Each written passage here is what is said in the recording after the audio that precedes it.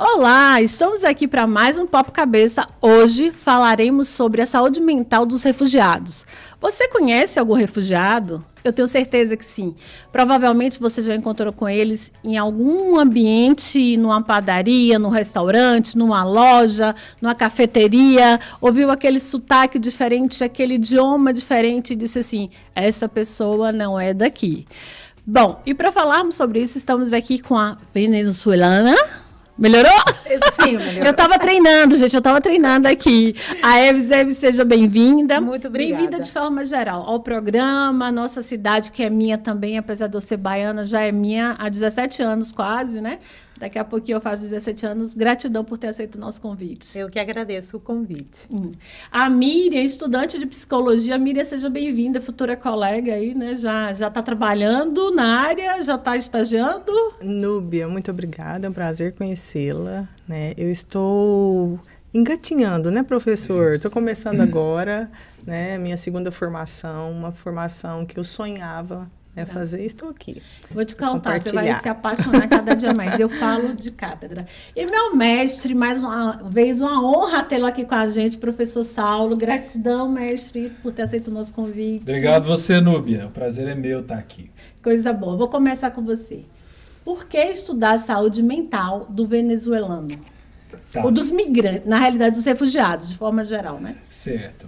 Bom, quando eu estava fazendo doutorado em psicologia social, a temática cultural ou a interculturalidade passou muito por meu processo de formação, né?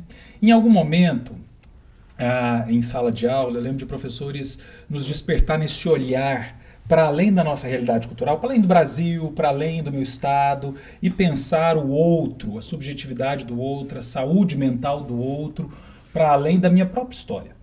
E nesse contexto, então, foi que eu comecei a me deparar mais e ler mais sobre a população migrante, né? O que é um refugiado? O refugiado é alguém que, por uma questão básica de sobrevivência, ele acaba tendo que sair do seu país de origem, deixar a sua família, deixar a sua cultura, deixar, né, a sua culinária, deixar os seus amigos, deixar os seus pertences muitas vezes e se deslocar para um outro país, procurando nesse outro país um lugar que possibilite ele a continuar tendo qualidade de vida, continuar a seguir na sua história. O grande desafio dessa pessoa é chegar nesse lugar que não é familiar, que não fala a sua língua, que não tem a mesma culinária, onde as pessoas não têm o mesmo olhar, a mesma visão de mundo que ele tem, e se encaixar nesse contexto. Nesse momento, a saúde mental dessa população migrante, ela fica extremamente fragilizada diante desse novo mundo, dessa nova sociedade, desse novo momento. Bom, eu devo confessar que eu acho que eu me senti meio refugiada, porque a gente não é diferente de quem vem de outro lugar, não, viu? Vou contar aqui para você, mas, Eves, eu vou te chamar agora para me dizer qual a importância de ter um grupo que faz essa pesquisa, porque eu imagino que você esteja inserida plenamente para estar aqui, né? Eu acabei de conhecer a Eve, gente, ela foi apresentada aqui pelo meu mestre, professor Saulo. Como é isso? Como é ter alguém que olha para você com esse olhar de eu estou aqui te vendo? É bom e é muito, muito importante, porque parte da fala do Saulo tem uma reflexão e ele está falando a verdade. Você sai de um lugar e chega como de paraquedas em outro que é totalmente estranho, alheio você. E você está falando que você se sente um pouquinho imigrante, você é. Eu sou, porque sim. Isso acontece dentro do mesmo país. Sim. Um lugar do país tem um sotaque. Quando você vai a outro, você é baiano, falando do Brasil. Ou você é paulista, ou você é gaúcho. Então, aqui ainda é mais profundo ainda, porque você vem de outro país, Isso. é outra realidade. Então, ter uma pessoa que veja a gente, que se interesse em, olha, como ele está se sentindo, como ele está se sentindo, o que ele está precisando. E é uma nova realidade de tudo. Uma coisa que choca muito o imigrante, sem importar o país, é a língua. Uhum. É uma língua diferente. Se acontece com os imigrantes, falando dos venezuelanos, que foram países de falantes de espanhol, e foi um choque para eles, imagina chegar num lugar onde você não conhece a língua. Na Venezuela não estuda português de jeito nenhum. A gente estuda na escola inglês, francês às vezes, latim, né? Na formação que eu tive do ensino médio, eu estudei latim. Mas português, nada. Quando eu cheguei aqui, sabia só 2 palavras. Bom dia e faca. Faca? Sim. Por que faca? Fiquei curiosa. Eu aprendi faca por uma filha de portugueses que eu conheci na Caracas, e falando, ela falou faca, saiu dela. Eu falei, olha, que é isso de faca? Ela falou, né, isso é como se diz cuchillo. Em espanhol é cuchillo. Em português é faca. E isso não saiu da minha mente. Eu falei, talvez isso serva para alguma coisa mais à frente. Tá vendo? Serviu muito, né? Agora você chega no restaurante e faz uma faca. Uma faca, por favor. Sim, então é isso. Essa parte, aí começa. Eu sempre falo que o único ser vivo da natureza que tem o dom da fala é o ser humano. Então, a gente tem essa necessidade primária de se comunicar. Imagina chegar a um lugar em que você não possa se comunicar. Que você fale e não entenda nada do que você está falando. Isso é horrível. Isso me motivou a ir pesquisar, procurar, até achar quem me ensinasse a língua. Porque eu precisava. Eu aprendi, né? Eu sou assim, corri atrás e aprendi algumas coisas, mas... Como vocês veem, eu sou muito comunicativa. Muito! Então eu falava, não, como eu vou ficar com a boca calada aqui? Eu tenho que aprender português para poder falar. E para poder falar por quem não tem a facilidade de aprender a língua. Eu fui assistida por uma ONG daqui da cidade, chamada Taare. Taare? Sim, legal. Eles deram aulas de português para mim. E daí eu virei uma voluntária. Que graça. Agora eu sou conselheira fiscal do Taare. E sirvo de ponte entre quem não fala português, a diretoria que fala português e não entende o espanhol. E aí, sou tradutora, intérprete, ajudando, porque eu passei por aí. Eu sei o que é chegar num lugar e você não ter quem ajude você. Agora, ter essas ONGs, pessoas como o professor Paulo e Saulo, que tem esse interesse em olhar, em ver, olha, qual é a necessidade dessas pessoas, então dá assim como um fresquito, dá como um alívio, olha, tem alguma pessoa aí que vai me ajudar neste processo de adaptação, que incrivelmente eu descobri recentemente, de uma venezuelana que conversa muito comigo. Ela tem 7 anos aqui e ela não se adaptou ainda. Não tem como. Ela fala a língua e tudo, mas ela fica muito, muito aflita pelo fato de ela falar e falar, olha, esse sotaque de onde você não é brasileira? De onde você é? Eu acho bom demais porque eu consigo falar. E ela não, ela fica constrangida com isso. Oh. Então, é um negócio que mexe muito com a estabilidade emocional, psicológica da pessoa. Provavelmente ela está em luta ainda, temos que ajudá-la, viu? E Miriam, onde é que você entra nessa história toda? Conta aqui pra gente. Então, Núbia, como eu disse anteriormente, né, recém-chegada no curso de Psicologia, primeiro período, eis que o professor Saulo nos desafia num projeto, né, no curso de extensão, para estar com refugiados. Eu fiquei, sinceramente, eu vinha para cá pensando em como eu fiquei enquanto a gente teve aulas apenas abordando o tema e pensando na nossa vivência, né? Eu ficava igual criança quando alguém fala assim, a gente vai viajar para tal lugar, né? E a gente ficava pensando, nossa, como será, né? E com o passar do tempo, processando tudo aquilo, junto com todo o grupo, a gente...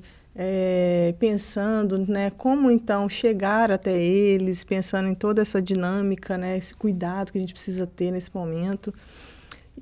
Mas, enfim, enriquecedor. Eu não tenho, assim, tentei procurar outra palavra, eu acho que nesse momento não tenho. Eu me tornei um pouco mais rica, né, pela oportunidade que essas vivências me proporcionaram. E enquanto a Eves comentava sobre a língua, eu me lembrava muito do primeiro dia, quando a gente chegou até a ONG.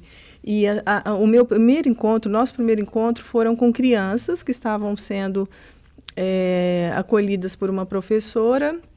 E depois de uns 15 minutinhos, então os alunos, os adultos começaram a descer, porque eles haviam encerrado a aula deles e o nosso projeto e a sugestão do professor Saulo era que então a gente fizesse uma dinâmica e servisse um café mineiro. Uhum.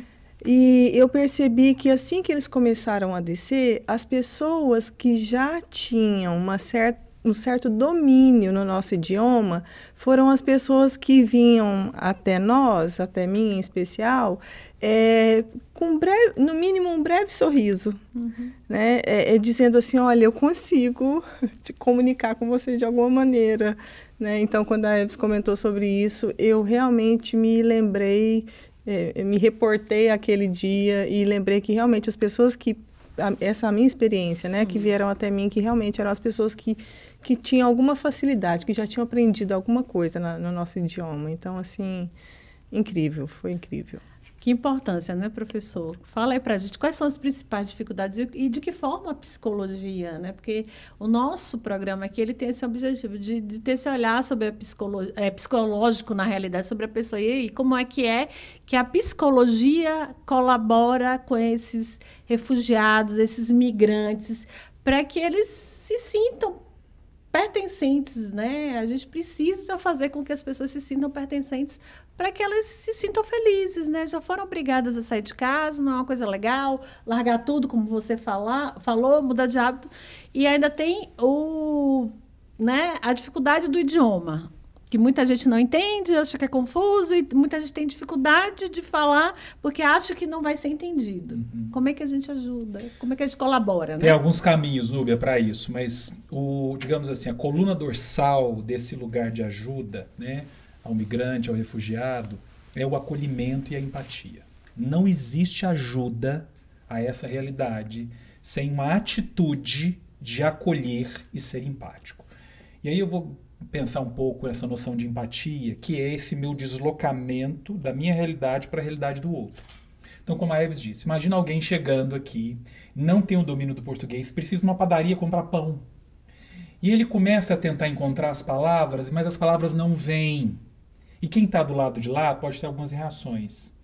Por exemplo, a reação assim, não estou te entendendo, fala direito. Aí você fala todo enrolado, chama um outro, olha lá do jeito que ela conversa, eu não estou entendendo. Isso é agressivo.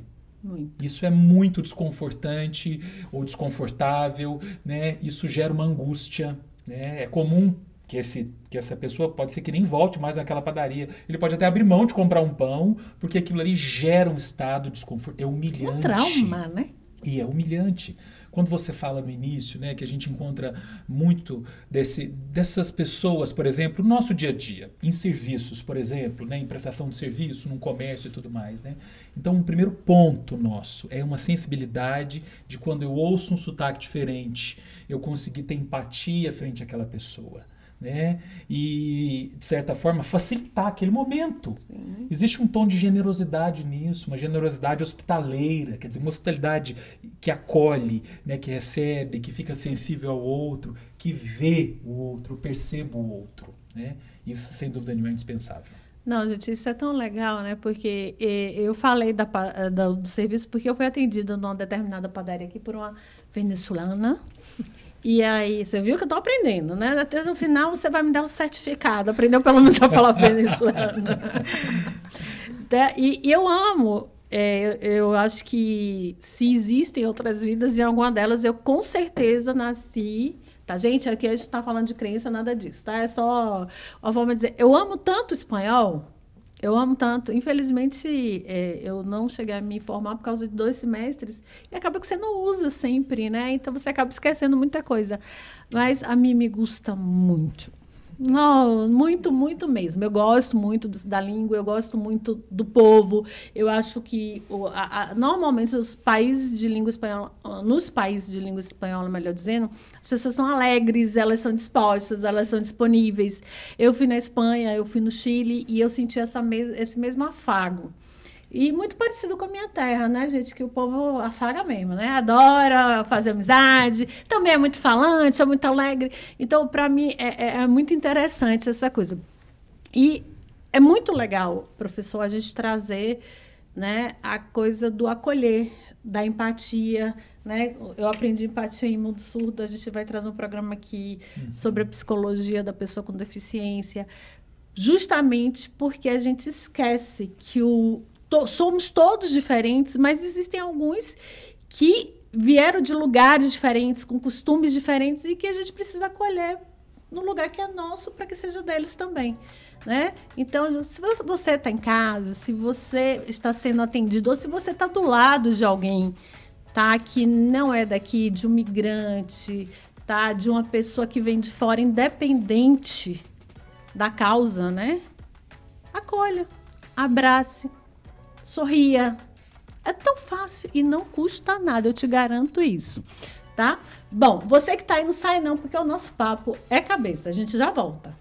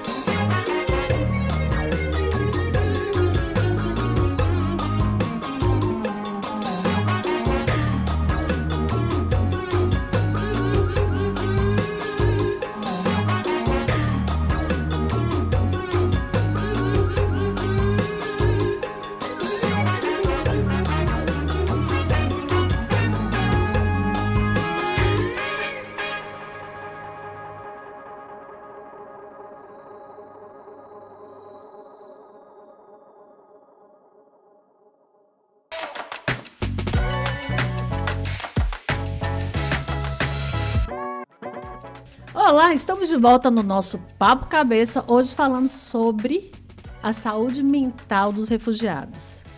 Bom, eu já te perguntei, vou perguntar de novo. Você conhece algum refugiado? Você já parou para pensar como é que é estar numa terra onde tudo é tão diferente? Se imagina fazendo o contrário.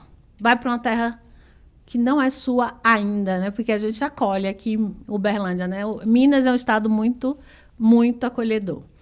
Eves, quais foram as suas principais dificuldades desde que... Você está aqui há quanto tempo? Conta um pouquinho da sua história primeiro, depois você fala das dificuldades, por favor. Ok, eu cheguei em janeiro de 2019, cheguei na fronteira, em Pacaraima, aí fiz a primeira entrada, registro, solicitação de refúgio, alguns documentos foram feitos aí, depois a gente foi para Boa Vista.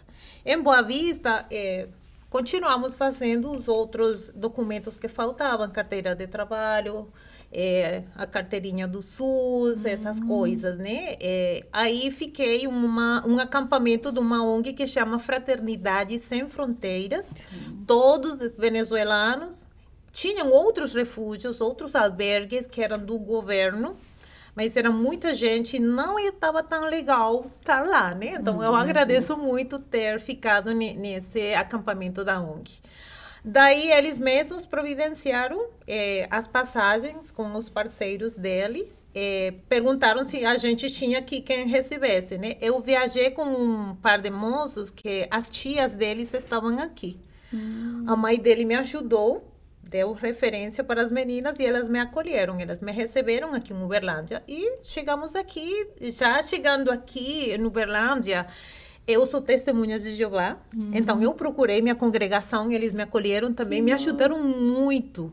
Então eu acho que foi uma vantagem que eu tive ter esse povo que sem me conhecer, eu falando portunhol, esse mês e meio que eu fiquei na fronteira me ajudou, né? Como eu te falei, eu fiquei, não posso chegar aqui zero sem falar, não é possível.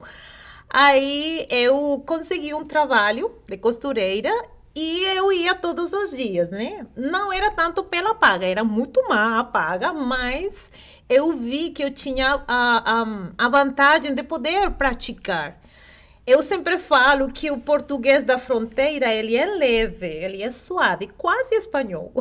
Aqui é mais forte, ele é mais pesado, né? Então, ajudou muito, porque eu ia lá e eu falava em espanhol devagar, eles conseguiam me entender, respondiam em português, mas eu conseguia entender. Quando eu não entendia alguma coisa, eu fazia de todos os recursos, mímica, mostrava, né? Desenhava, literalmente. Alguma coisa, né? Olha, em espanhol, isso chama tal coisa. Como chama em português? Como eu digo isso, isso, isso? Falava em espanhol e eles ajudou. Eu ajudo muito. O tradutor no telefone. Então, imediatamente, eu troquei todo para português e isso ajudou a ter uma melhora na comunicação.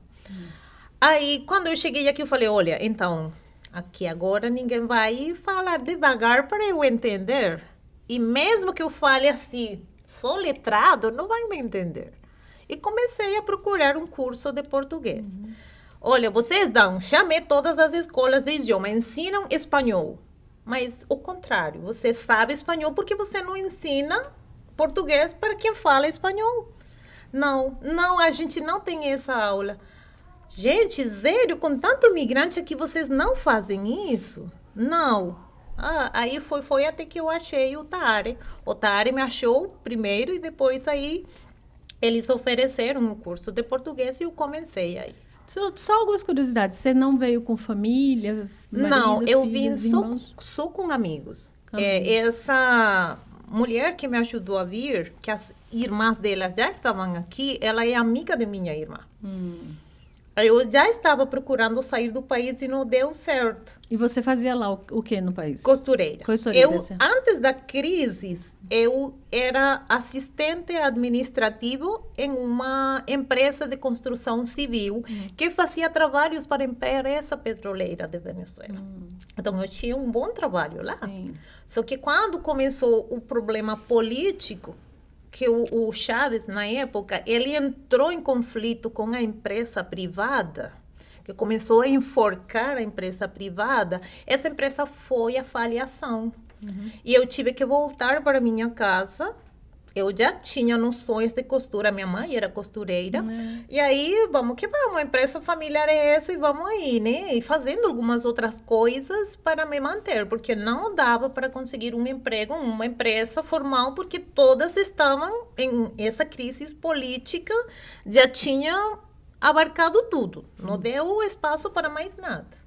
Nossa, não, tá vendo quantas adaptações, né? Que bom que nós somos capazes.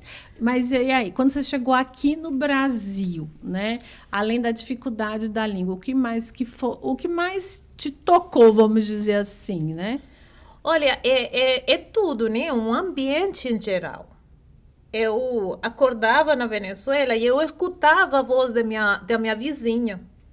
Eu sabia se ela estava brava, se ela estava contente, se os filhos iam vir visitar ela. Eu saía na rua e eu cumprimentava todo mundo e todo mundo me cumprimentava. Aqui uma coisa que me chocou assim muito foi o fato de que minha mãe era muito estricta, né? Então, você dá bom dia quando você chega, você pede por favor, você dá obrigado ao final, você tem que agradecer. Sim. Então, isso foi uma costume de sempre. Eu lembro que a primeira vez que eu entrei no ônibus e vi o motorista, eu falei para ele, bom dia, e ele só me olhou assim. Não respondeu. Eu fiquei assim como que, gente, passei e entrei, né? A pessoa que estava ao meu lado, bom dia. Gente, essa pessoa não dá um bom dia, não? E isso foi essa questão cultural. Mas eu me propus uma coisa, eu falei, esse motorista vai dar bom dia para mim, sim. Porque era o mesmo motorista, o mesmo ônibus, todos os dias, a mesma rota. O segundo dia que eu entrei, bom dia. E um sorriso, bom dia. Nada. Menina, quem fala que era a seguinte semana, ele me sorriu e me deu bom dia. Que legal! Então, eu poderia até falado, gente, não, que gente estranha, que horrível, não vou dar bom dia para ninguém. Vou ficar revoltada com este povo. Não. Eu sou. Eu sou o que eu sou. Eu sou alegre, sou conversadora, não vou mudar meu jeito. Tem algumas coisas que eu tive que me adequar. Sim. Por exemplo, lá na Venezuela, eu vou no mercado. E no caminho do mercado está a casa de Saulo. Eu não preciso avisar a Saulo que eu vou lá. Eu passo e toco, ei, Saulo, vou para o mercado. Vamos tomar um cafezinho? Você vai comigo? Deixa eu te contar, na Bahia é meio assim, tá? Se você quiser ir pra Bahia, você não vai se sentir muito assim fora, não. É outro costume lá. Você chega em casa, você sabe que você é bem-vindo nessa casa, porque a primeira coisa que a gente vai fazer é oferecer um café. Oi, Núbia, você tá bom? Vamos para a cozinha? Vamos montar um cafezinho aí? Vamos bater um papo aí? Vamos fazer uma fofoquinha? Temos até uma brincadeira, né? O fofoca em espanhol se diz chisme. Chisme? Chisme. Então, chisme sem café não é chisme. Então, vamos chismear, vamos a chismosear e com café. Então, é isso. Aqui seria vamos fofocar com café. Com café. Vamos fofocar com café. Fofoca sem café não é fofoca. Então, esse tipo de coisas. Uma vez eu fiz isso e a pessoa foi embora. E depois falaram, não, Evis, você não pode oferecer café de entrada. Porque isso é como que se você está falando para a pessoa que você não tem tempo para atender ela. Eu falei, gente, o café é isso. Sabe? Vamos conversar tomando café. E se temos que fazer de novo, fazemos. Essa é a boa-vinda. E isso me chocou um pouco o fato de que, gente, eu não acredito, vocês são o único povo do mundo inteiro que come abacate com açúcar. Sério? Sim, vocês são anormais. Me desculpa. E com leite ninho também, tá? Ou com leite condensado. Leite em pó. Não, isso é aqui, a raridade, o topo da raridade. Ai, meu Deus, tá vendo? Na Venezuela, o abacate é parte do almoço. Ou até do café da manhã, né? Nós comemos uma arepa com queijo e abacate. O que é uma arepa? Arepa é um prato muito rico, ele é tradicional da Venezuela, nos identifica internacionalmente. Ele é um disco que ele é feito com massa de farinha de milho. Você amassa a farinha de milho, faz o seu disquinho, você pode... É a tapioca da gente. Só que não tem comparação com nada de você. Não insista, não tem tudo bem. Não vou insistir, mas é porque eu tô fazendo um paralelo. Não. Você tem que ver, pesquisa aí no Google. Vou arepa. Farei sabe? isso. Aí ela vai recheada com qualquer coisa, né? Sim. E às vezes isso é tão parte da cultura, vou pegar o gancho do que Saulo falava, que nós temos canções com a arepa, nós temos muitos ditados baseados na arepa, porque isso é parte nossa, não é só uma comida que enche o estômago. Olha, Eves, eu vou te contar uma coisa, tá? Então, assim, eu acho que eu tô igual a você, porque lá a gente come o que vocês chamam aqui de mandioca. Mandioca. No café da manhã, o pessoal come no almoço, mas tá tudo bem. Tá, mas vamos aqui para Miriam, eu vou voltar em você. Como foi viver isso, né, enquanto estudante? Né, está acompanhando essa coisa de conhecer mais essa realidade dos refugiados. O que é que mais te chamou a atenção? Além da questão da língua que você já falou para a gente. Núbia, o que me chamou muita atenção foi descobrir que o caos vivido por eles, né, cada um no seu país de origem, não foi capaz de apagar os sonhos que eles têm. Que né? maravilha! Tanto que no primeiro dia nós fizemos uma dinâmica que era a árvore dos sonhos. E foi desenhado, então, né, toda a estrutura da árvore, e eram eles com os seus sonhos que, então, complementariam, embelezariam aquela árvore. E foram distribuídos folhas para eles registrarem por escrito.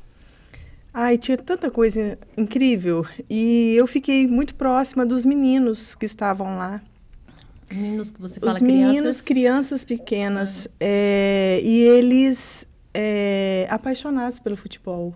Então, eles iam conversando um com o outro, assim, perguntando um para o outro o que ele ia colocar, e aí o outro falava, jogador, quero ser igual a Neymar, né? A referência deles, né?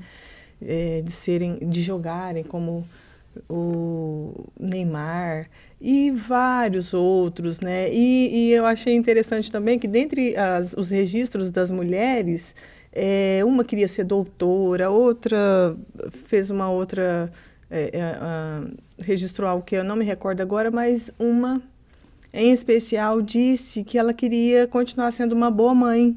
Ai, gente. Né? Então, assim, e logo ela, que era a mamãe da criança, do bebezinho, que eu posso dizer, o único bebezinho que tinha no dia, né? E assim que eu vi esse registro dela, eu fiquei pensando, né, o que deve passar, né, na cabecinha dela como mãe, né? O que deve passar pensando no futuro desse bebê. Então, assim, foram inúmeras coisas. Esses são, assim, os pontuais, né? Considerando até o tempo que a gente tem aqui.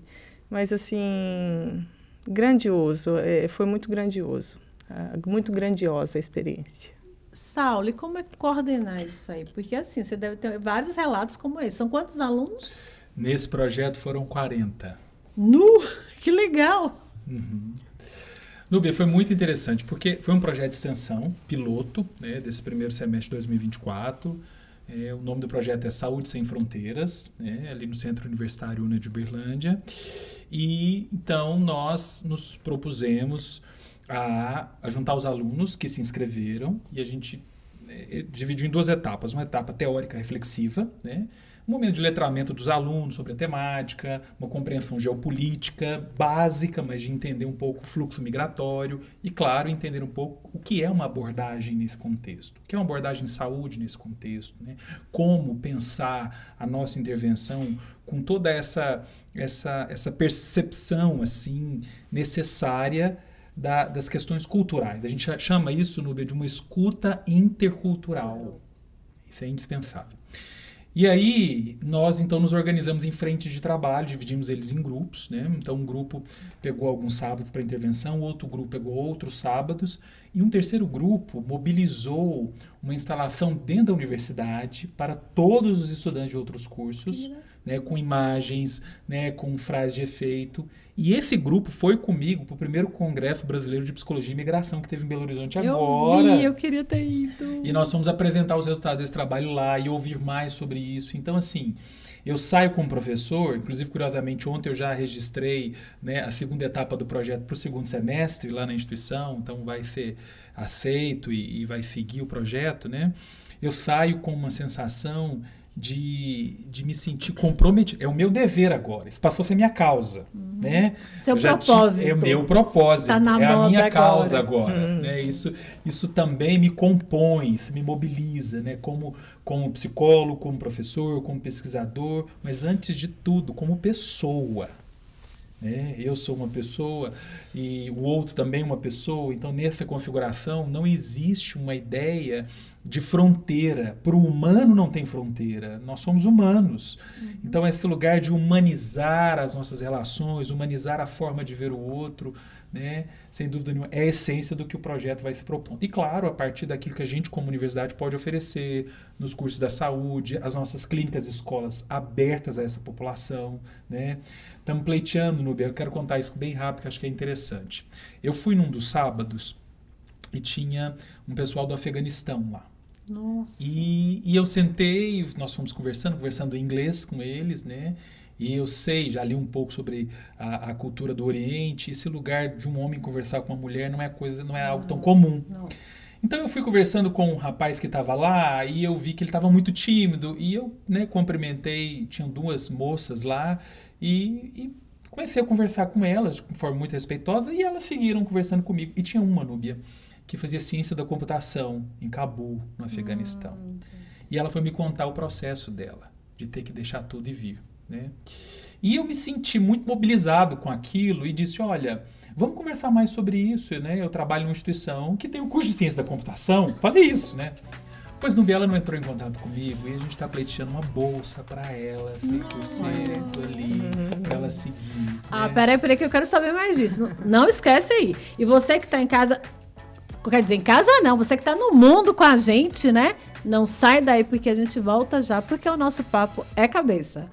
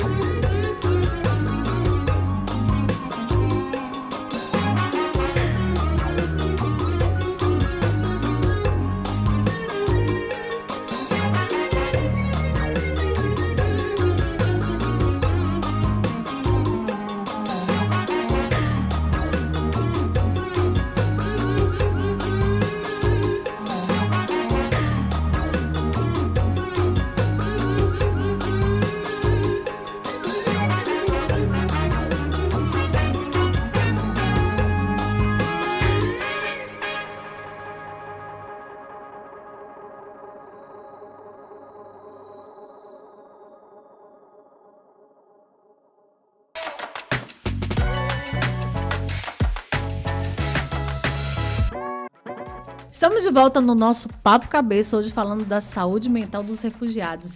E no final, ao final do primeiro bloco, o professor Saulo estava falando que está pleiteando uma bolsa de estudos, tá?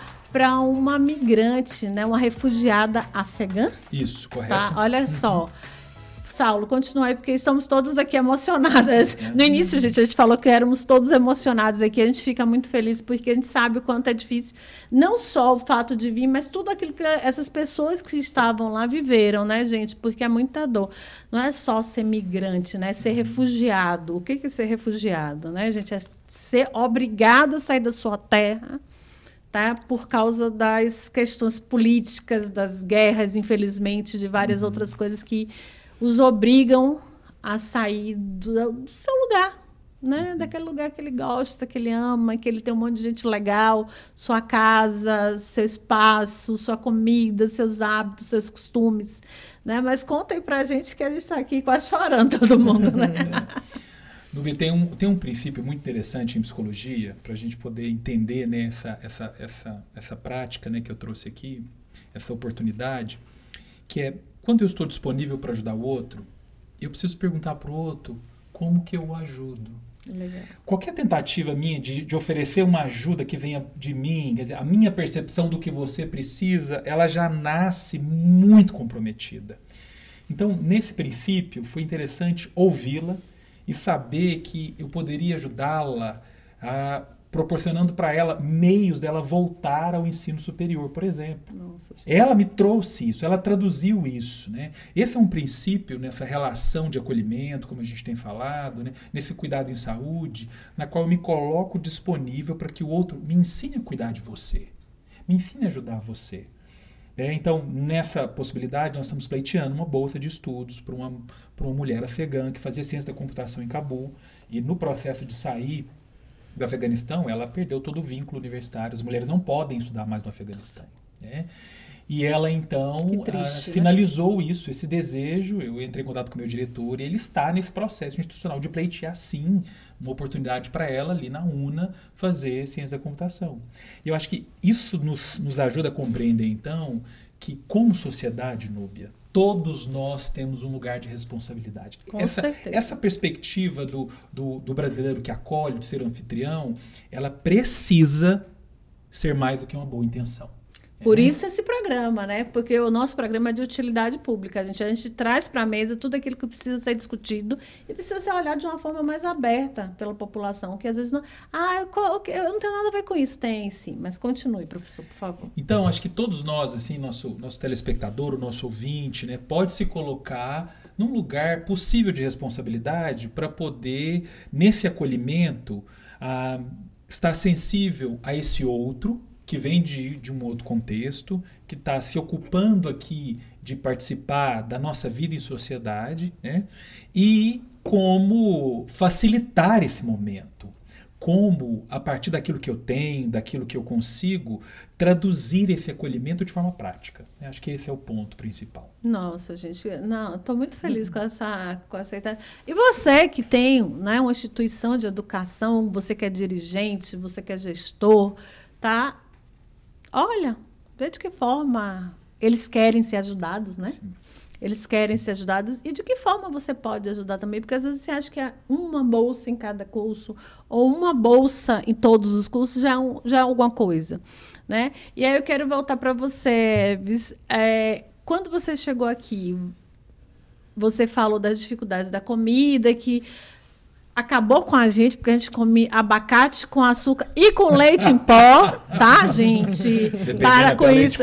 Até leite condensado, também, né? Como não, né? Eu já ouvi gente bater o abacate com café. Prefiro não comentar. Não estamos discutindo o gosto, Eves, por favor. Mas tá. Depois que você, vamos dizer assim, agora que você está mais adaptada, vamos falar do agora, né? Infelizmente já estamos no último bloco e o programa passa muito rápido. Eu estou pleiteando 5 horas de programa, tá, gente? É que é muita coisa para conversar, mas conte aí. Como é? Depois que você já entendeu a dinâmica, né? Como é que você se sente hoje? Eu me sinto bem. Hoje mesmo eu estava lendo uma frase que eu fiz minha. quando perguntam para uma pessoa, você é feliz? Tem diferentes respostas. Minha resposta é, eu sou feliz porque eu estou em paz. Amém. Para mim, isso é um sinônimo muito próximo da felicidade, é a paz. É a paz interna, é a paz no redor, na parte emocional, na parte psicológica. Então, eu já entendi que eu estou aqui. Esse é meu lugar. Ai, que lindo. Eu trouxe minha casa. Eu estou pegando as palavras de uma atriz venezuelana, que ela também está fora. Eu trouxe minha casa para cá. Então, minhas costumes, enquanto eu possa continuar com elas, eu continuo. Mas eu não estou rejeitando as costumes brasileiras. Porque eu tenho que confessar uma coisa aqui, povo. Eu já comi geladinho de abacate e amei. Eu já tomei uma como é que você chama? Uma vitamina de abacate e achei legal. Tá vendo? Mas como eu não poderia falar isso? Mas vai ser parte de mim? Não, mas se você me oferece, eu vou tomar com muito gosto. Eu vou desfrutar ela muito. Você só não come o abacate com açúcar, mas o resto tá tudo bem, né? Eu seria expulsada. Entendeu? Eu seria assim. Você vou ser assim, excomulgada de ser venezuelana se eu como abacate mas com a gente não vai contar pra ninguém. É ok. Então, assim, agora sim, é assim, eu ainda, 5 anos depois, eu chego num lugar e falo bom dia, eu falo com os motoristas de Uber. Já não é no comecinho, mas não falta na conversa. Você é de onde? O sotaque não vai sair de mim. Eu conheci uma professora que tem 30 anos aqui no Brasil, ela é colombiana. Eu participei de um projeto chamado UAI, daqui da UFO, e ela estava aí, né, no começo do projeto, e eu escutava ela, falava, gente, ela fala igualzinho que eu. Tem 30 anos aqui, então não vou sair do meu sotaque. Eu tenho 17 de Uberlândia, até hoje eu falo. E quando eu ligo pra mãe, é aí que o sotaque fica retado, minha filha. Não sai mesmo, vai. Sim. Então, eu sou venezuelana, vou continuar sendo venezuelana, mas uma parte do meu coração já é brasileiro, já é uberlandino. Isso. Eu amo pão de queijo. Ai, que legal. Eu já falo trem, eu já falo treco. Uai ainda não, né? Tá. Mas eu sinto que eu já estou aqui. E eu acho que essa parte faz que a gente se adapte. Enquanto você resiste, você vai ter uma luta que vai esgotar você. Porque você não pode voltar. Fisicamente, você não pode voltar. Eu não posso voltar para meu país. Mesmo que eu quisesse, não posso. Não tem condições de eu voltar. As condições que me fizeram sair de lá estão iguais. Então, por que eu vou voltar se eu saí precisamente por elas? E se aqui você está sendo acolhida, né? Tá dando certo. Tá dando certo. Então, aí, meu coração é a metade brasileiro e metade venezuelano. Vai continuar sendo. Então, a adaptação tem muito que ver com que você aceite qual é a situação. Tem coisas que você não vai poder mudar. Então, talvez você nem queira mudar também, é importante, né? Na psicologia a gente tem muito isso, essa coisa do o que você quer e o que você pode. Tem coisa que você de fato não pode, tem coisa que você não quer. Vou voltar ao sotaque. Eu amo o meu sotaque. E eu acho tão bonito quando alguém fala, nossa, adorei você falando. Aí que eu derreto mesmo. Aí que eu acho que eu reforço meu sotaque nessas horas, né? Sim. Não, e eu gosto de comer aipim, mandioca, macaxeira no café da manhã. Gente, eu não gosto do almoço, não. Isso eu também não mudei, tá? E não quero mudar. Tá bom. E questões, assim, que você pode mudar.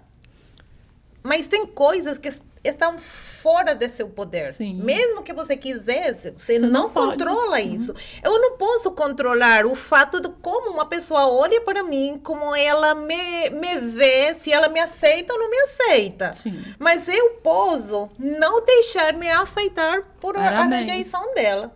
É isso mesmo. Então, eu não vou amargurar meu dia, vou chorar, vou ficar aflita porque ele não me quer. Ele perde uma pessoa espetacular de outro país que tem muita coisa que oferecer. Concordo plenamente. Então, é assim.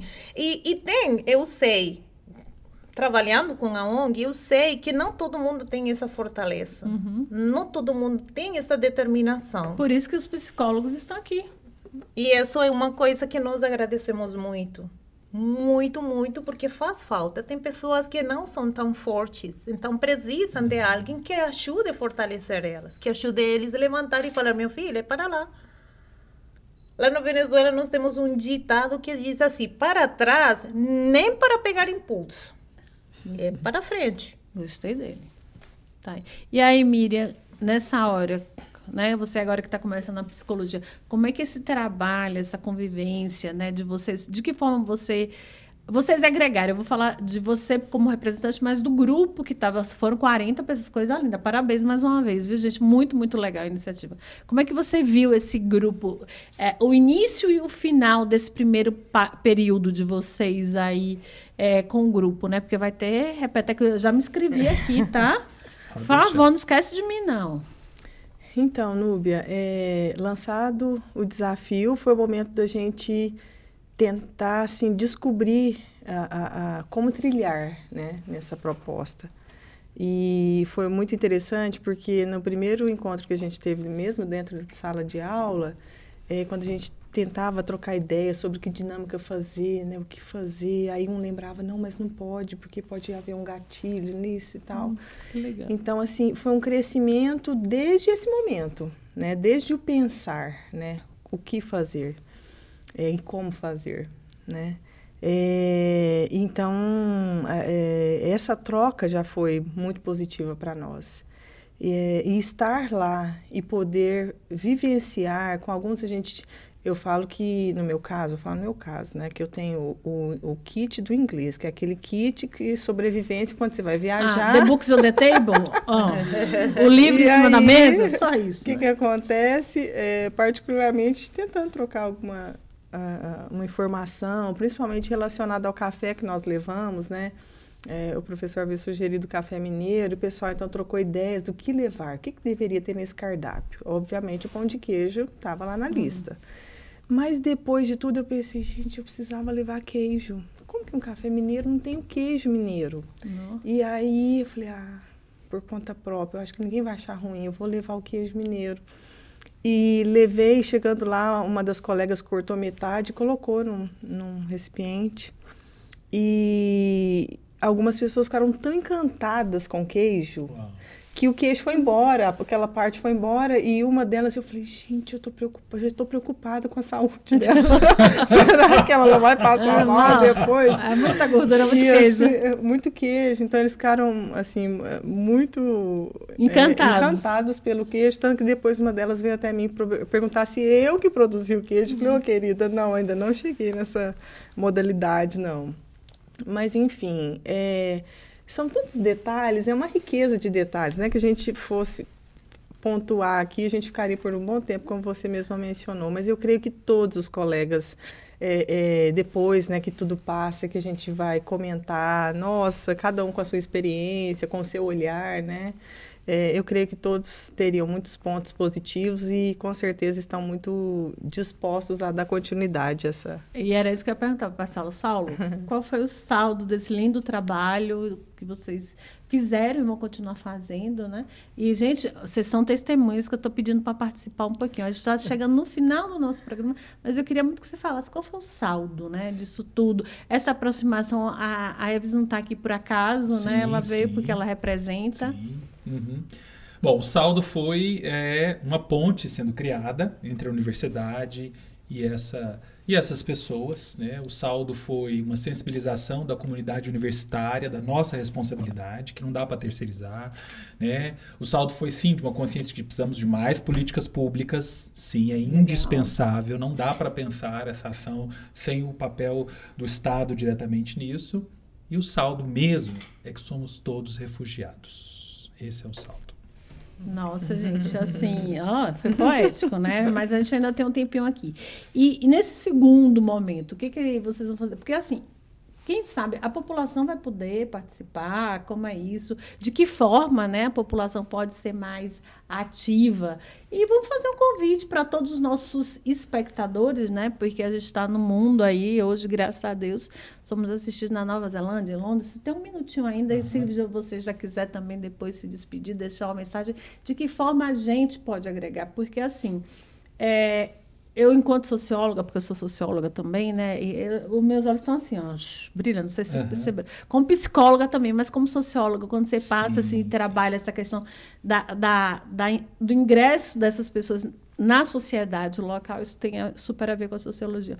Mas como é que a gente traz a população, né? Como é que a gente aproxima, como é que a gente faz. E aí você pode deixar sua mensagem final. E eu te agradeço muito, que eu amei o tema, viu? Pode trazer mais temas aí. Que bom. Duas formas muito práticas de você se envolver. Primeiro, eu quero falar da nossa parceira, que é a ONG Taari, né? Uma ONG bem consolidada aqui na cidade, que traz ensino da língua portuguesa a essa população, a essas pessoas, e também acabou sendo a ponte que nós precisávamos para chegar até eles. A ONG sempre precisa de voluntários, a ONG está sempre aberta para novos projetos. Pode entrar lá no Instagram, joga Taari, com 2 As, tá? T-A-A-R-E. Você vai encontrar o perfil Facebook, Instagram e consegue conectar com o pessoal do Taari, que é um pessoal muito sério, muito comprometido com essa causa. Na UNA, nós estamos lá como uma referência hoje para acolhimento dessa população. Então, nossa clínica de odontologia, nossa clínica de nutrição, de psicologia, de fisioterapia está lá aberto e essa população tem prioridade lá. Então, os nossos colaboradores já foram acionados em saber que quando essa população nos procurar ali, eles vão ter uma prioridade por conta do nosso compromisso com esse projeto, né? Então, se você conhece alguém, se você conhece algum refugiado, se você tem algum vizinho, né, ali e ele está precisando de alguma coisa dentro desse serviço de saúde, né, informa para ele sobre a UNA, dá o endereço para ele pode chegar lá e a gente vai acolher ele. Gratidão, professor. Eves, fica à vontade, se despeça. E gratidão mesmo. Foi um prazer enorme te conhecer, viu? É um prazer. Igualmente. Bom, então aí, os imigrantes estão em todo lugar. Aqui no Uberlândia tem 127 nacionalidades. Mais de 5.000 imigrantes. O grupo maioritário são os venezuelanos, por conta da situação da Venezuela, obrigados a sair. Então, tem um pouquinho mais assim de empatia. Não é como eu me sentiria no lugar do imigrante, não. Como ele se sente, porque os sentimentos variam de pessoa a pessoa. Então, eu posso ser muito forte, mas tem uma pessoa que não tem essa fortaleza. Então, eu estou no mesmo lugar de você, eu não reajo assim, não. Tem compreensão. Por favor, evitem falar ou perguntar. Você não tem vontade de seu país? Claro que a gente tem. Evite falar. E quando você vai voltar? Parecesse que você não quer a gente aqui. E nós fizemos o nosso novo lar aqui, no país que nos acolheu. Então, não somos brasileiros, mas amamos o Brasil. E agradecemos muito, muito a bondade, a hospitalidade, a receptividade, o acolhimento de todos. Gratidão. Miriam, muito obrigada também por ter aceito o nosso convite. Bom demais. Fique à vontade. Núbia, as minhas palavras nesse momento são de gratidão por compartilhar a mesa com vocês, né? E deixar aqui para os meus colegas, né? Não desistamos da nova etapa. Tem muita gente para ser acolhida, para ser cuidada. E conto com todos. Coisa boa. Gente, para vocês que estão aqui com a gente, que ficaram até agora, gratidão. E, por favor, passa o link, fala para as pessoas assistirem, porque é muito importante que as pessoas tomem conhecimento da importância, do impacto, tá, das nossas atitudes na saúde mental, das pessoas que aqui chegaram, umas porque quiseram, outras infelizmente não tiveram muita opção, tá? Então, abram os braços, abram um sorriso, dê um bom dia, eu tenho certeza que só vai lhe fazer bem. Um beijo no seu coração e até o próximo Papo Cabeça.